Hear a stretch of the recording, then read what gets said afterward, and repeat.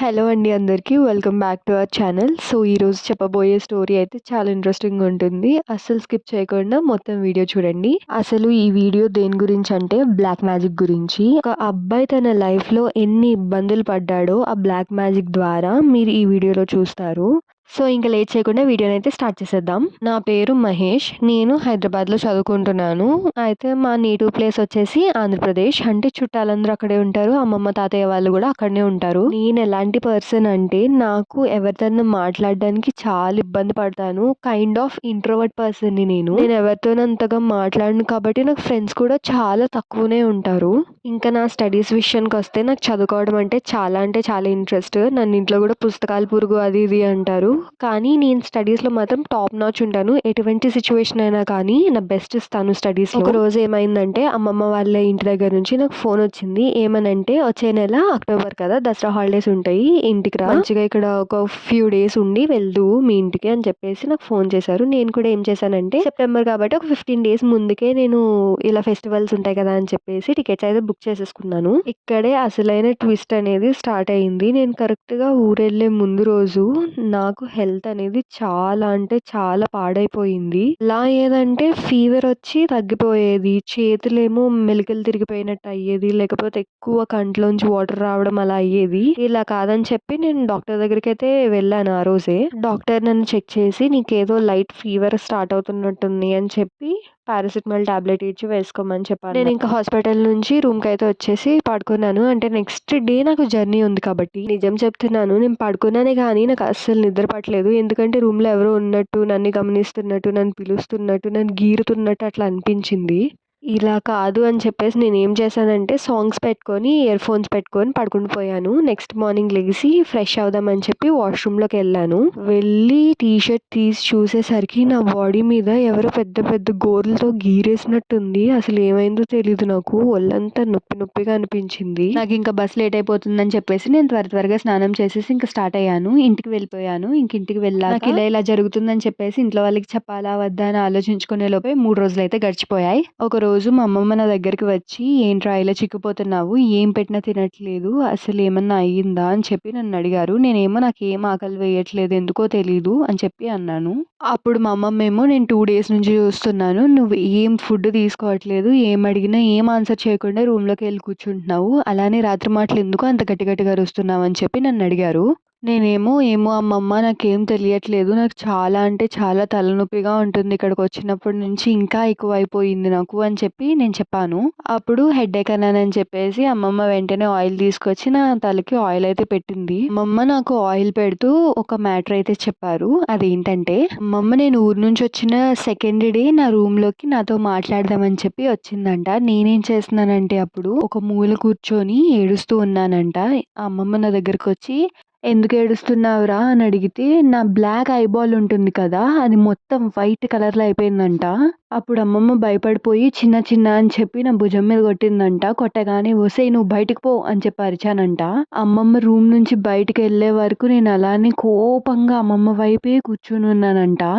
నాకు ఈ మ్యాటర్ అమ్మమ్మ చెప్పేసరికి నాకు కూడా భయమేసింది. నేనప్పుడు నాకు హైదరాబాద్‌లో ఇలా జరిగింది అని చెప్పి చెప్పాను అమ్మమ్మకి.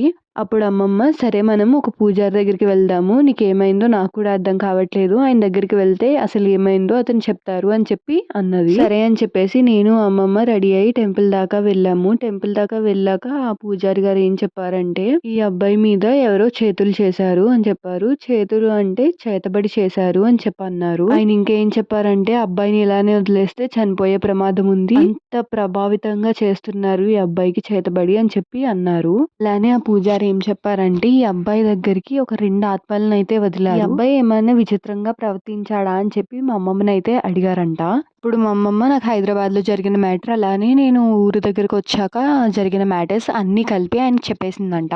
అప్పుడు ఆ పూజారి గారు ఏమన్నారంటే ఈ శుక్రవారం నేనొక పూజ చేస్తాను. అది చేశాక ఆ అబ్బాయి మీద చేసే బ్లాక్ మ్యాజిక్ ప్రభావం తగ్గిపోతది అని చెప్పి అన్నారంట. అలానే ఇంకేం చెప్పారంటే ఈ బ్లాక్ మ్యాజిక్ అయితే అతని మీద నుంచి పోతది కానీ ఏవైతే 2 ఆత్మల్ని అతని మీదకి వదిలారో అవి పోవాలంటే ఖచ్చితంగా 4 శుక్రవారాలు అతను ఉపవాసం చేసి పూజలో అయితే కూర్చొనుండాలి. అలానే కాకుండా నేను మీకు ఒక 4 నిమ్మకాయలు ఇస్తాను. 4 నిమ్మకాయలు మంచానికి 4 కోడలికి పెట్టి ఉంచండి అతని గదిలో అని చెప్పి అన్నారు. ఆ పూజారి నాకొక తాయెత్తు కట్టి, అమ్మమ్మకి ఒక తాయెత్తు ఇచ్చి, ఆ 4 నిమ్మకాయలలో 2 కుళ్ళిపోయినా, 1 కుళ్ళిపోయినా గానీ ఈ తాయెత్తు వెంటనే కట్టండి అని చెప్పేసి అమ్మమ్మకు కూడా ఒకటిచ్చారు.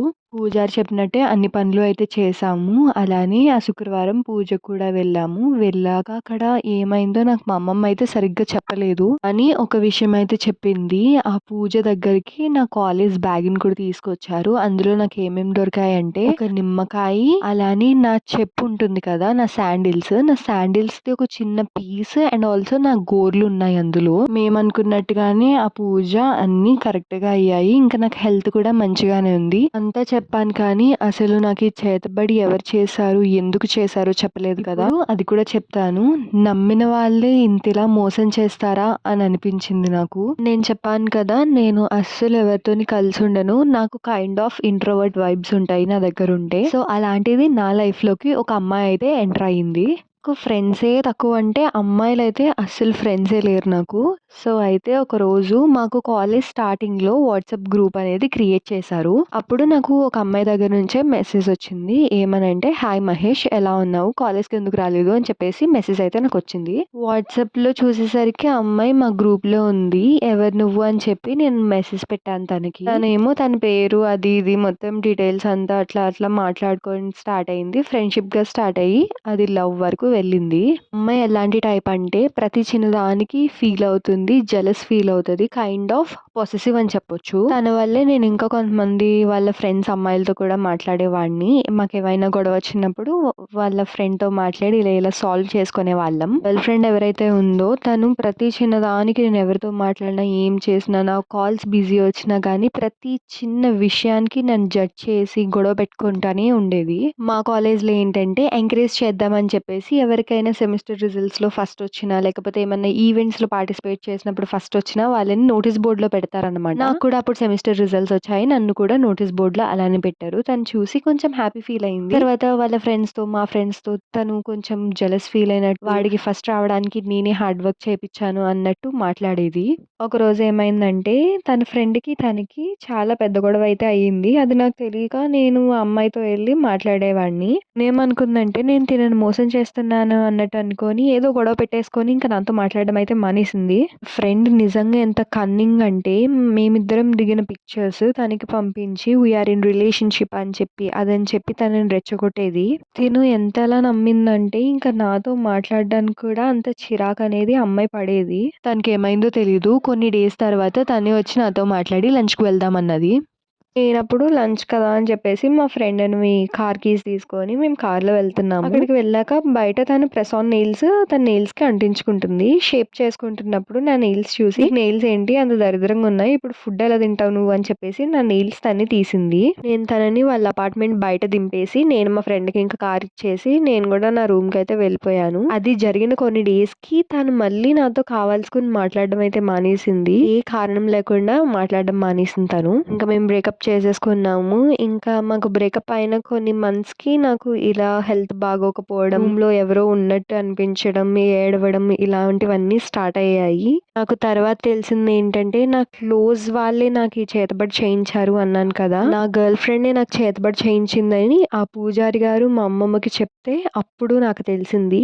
నాకు ఇంత జరిగి ఇంత ఇబ్బంది పడ్డా గానీ నేను అమ్మాయికి ఫోన్ కానీ, మాట్లాడడం కానీ ఏం చేయలేదు. నేను అమ్మాయిని ఎంత ట్రస్ట్ చేశానంటే అసలు మా పేరెంట్స్‌ని ఎంత ఈక్వల్‌గా నేను ట్రస్ట్ చేసి ట్రీట్ చేస్తానో ఆ ఇదితో ఉన్నాను నేను ఆ అమ్మాయి విషయంలో. కానీ తను నాకిలా చేస్తదని నేనెప్పుడు అనుకోలేదు. సో, ఇదండి స్టోరీ అయితే. ఈ మ్యాటర్ అంతా జరిగి 5 ఇయర్స్ అయితే కంప్లీట్ అయిపోయింది. ఆయనైతే అమ్మాయిని ఇంకేమీ తిరిగి క్వెషన్ చేయడం, ఆ అమ్మాయితో కాంటాక్ట్ అవ్వాలని ప్రయత్నించడం అలాంటివి ఏం చేయలేదంట. ఆయన ఇప్పుడైతే మంచిగా జాబ్ చేసుకుంటూ చాలా హ్యాపీగా ఉన్నానని కూడా చెప్పారు. అయినా అసలు ఈ మధ్య అమ్మాయిలేంటో ఇంత దారుణంగా ఉన్నారు. ఈ మ్యాటర్‌కి ఎవడైనా అసలు ఇలాంటి ఎండింగ్ ఎక్స్‌పెక్ట్ చేస్తారా? నేనైతే అనుకోలేదు. ఈ స్టోరీ చదివేంత వరకు నేను అలానే నార్మల్ స్టోరీ ఏమో అని అన్నట్టు అనుకున్నాను. కానీ లాస్ట్‌లో ట్విస్ట్‌కి నేను షాక్ అయితే అయ్యాను. మీకు ఈ స్టోరీ విన్నాక ఏమనిపించిందో ఖచ్చితంగా కమెంట్ చేయండి. And also please do like, share and subscribe to our channel. ఇంకా చాలా ఇంట్రెస్టింగ్ రియల్ ఇన్సిడెంట్ స్టోరీస్ అయితే ఉన్నాయి. అవన్నీ త్వరలో షేర్ చేస్తా.